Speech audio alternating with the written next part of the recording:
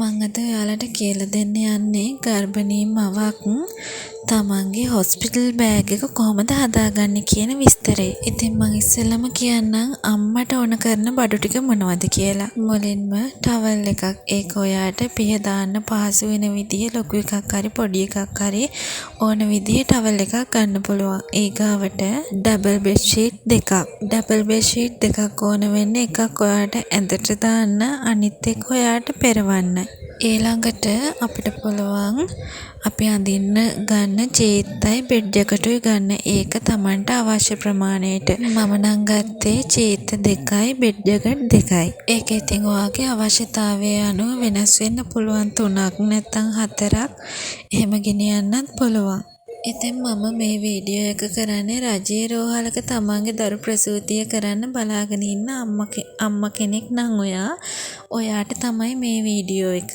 ඉතින් මම මගේ දරු ප්‍රසූති දෙකම සිද්ධ කරේ රත්නපුර මහ රෝහලට යද්දී මම මේ විදිහට තමයි මගේ බෑග් එක හදාගෙන ගියේ. ඉතින් මට කිසිම අඩුපාඩුවක් උනේ නැහැ මේ විදිහට බෑග් එක හදාගෙන ගියාම. පාට චීත්ත බෙඩ් ජැකට් වලට අමතරව සුදු පාට චීත්තකුයි සුදු පාට බෙඩ් ජැකට් එකකුයි මම මේකට එකතු කරගන්නවා. මොකද හදිස්සියේවත් සීසය එකකට ගත්තොත් අනිවාර්යයෙන්ම මේ සුදු පාට චීත්තේ සුදු පාට බෙඩ් ජැකට් එකයි අනිවාර්යයෙන්ම ඕන වෙනවා. ඒ නිසා ඒකත් අම්මගේ බඩු ලිස්ට් එකට මතක ඇතුවම එකතු කරගන්න ඕනි. මට නම් අපේ ක්ලිනික් එකෙන් බඩු ලිස්ට් එකක් තියෙන කොලයක් මිඩ්වයිෆ් මිස් දුන්නා. ඒකට අනුව තමයි මම මගේ බඩු බෑග් එක ලෑස්ති කරගත්තේ. මම වීඩියෝ එක අවසානයේ ඔයාලට ඒ බඩු ලිස්ට් එකක් දාන්නම්. ඒකත් බලලා ඔයාලගේ අඩුපාඩු හදාගන්න පුළුවන් වේවි. ඔන්න ඔය බඩු ටික තමයි ප්‍රධාන වශයෙන්ම අම්මගේ බඩු සෙට් එකට අයිති වෙන්නේ. ඊට අමතරව ඔයාට ඕනේ නම් යට ඇඳුම් ඔයාට මේකට එකතු කරගන්න පුළුවන්. අම්මට ඕන කරන බඩු ටික හරිනේ. ඊළඟට මං කියලා දෙන්නම් බබාට ඕන කරන රෙදි ටික මොනවද කියලා. බබාගේ බෑග් එකට නැපි කිහිපයක් එකතු කරගන්න. මම ලේබර් රූම් එකට අරන් යන්න ඕන බඩු ටික මේක අවසානයේ වෙනම කියලා දෙන්න.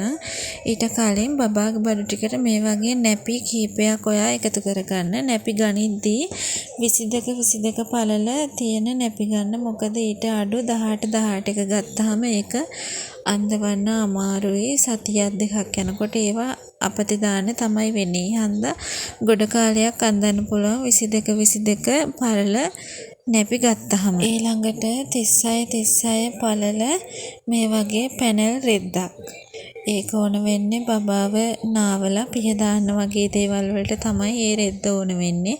36 පළල මේ වගේ පැනල් රෙද්දක් ගන්න ඕනි. මේ රෙදි වල ඩබල් ලේයර් එක තියෙන එක තියෙනවා. මම නම් ගත්තේ සිංගල් එක. මොකද බබාගේ කක්කා එහෙම දැම්මහම ඉස්සෙල්ලාම දාන ඒවා හොදන්න අමාරුයි ඩබල් ලේයර් තියෙන ඒවා ගත්තාම.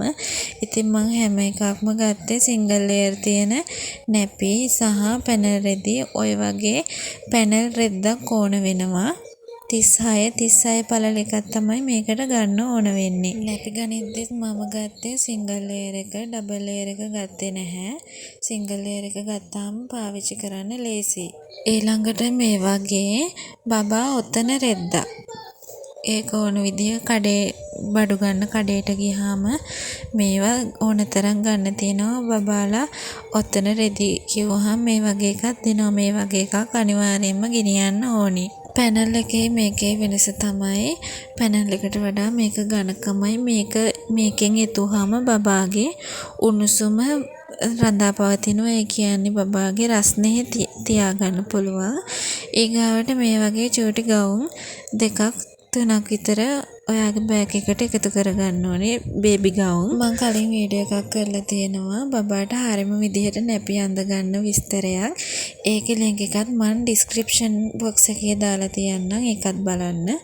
ඊගාවට අපිට ඕන වෙනවා ඌල් කිට් එක. බබාට මෙන්න මේ කිට් එක මේවා ඌල් කිට් එක කිව්වහම පස්සේ කඩේ මේ විදිහට ඕන පාටකින් ඕන විදිහකට ගන්න තියෙනවා. ඒකට කලිසමයි ෂර්ට් එකයි ඊට පස්සේ තොප්පියයි මේස් දෙක නම් උතන නැහැ. මේස් දෙකයි ඒ ඔක්කොම ඒක ඇතුලේ තියෙනවා. ඊළඟට ඕන වෙනවා ඉනට බඳින පටියක්. අපිට නම් මේක ගේන්න කියලා තිබ්බා. අනිත් හොස්පිටල් වල මන් දන්නේ කොහොමද කියන්න.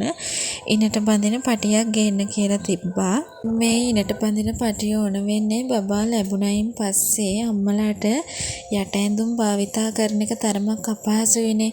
ඒ නිසා මෙන්න මේ පටියෙන් තමයි ඉන වටේ මේක දාලා මේකෙන් තමයි ලූප් පෑඩ් එක රඳවලා තියාගන්නේ. ඊට පස්සේ ඕන වෙනවා මේ වගේ ටියුලිප් බෑග් එකක්. මේ වගේ ටියුලිප් බෑග් 2-3ක් ගෙනියනවා නම් හොඳයි. මොකද අම්මගේ ජරා වෙන රෙදි ඊගාවට බබාගේ චූකක්ක දාන රෙදි ඒ ඔක්කොම මේ කවර වලනේ දාන්න ඕන. මට මෙතන නම් ඔයාලට පෙන්වන්න බැරි වුණා. මේකට ඔයාලා ලූප් පෑඩ් පැකට් එකක් එකතු කරගන්න. ඊට පස්සේ මම දැන් කියන්නම් ලේබර් රූම් එකට ගෙනියන්න ඕන බඩු ටික.